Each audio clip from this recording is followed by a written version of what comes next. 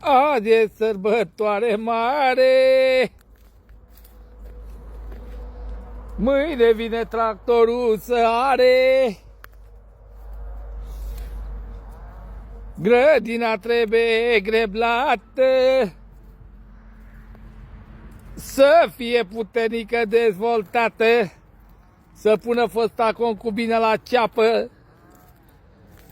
Morcovelul meu cel mare nu i-a mai intrat între picioare,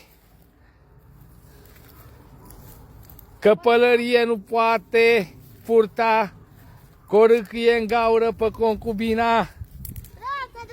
Niciodată n-a făcut așa, să se joace cu căpățâna la smetia mea.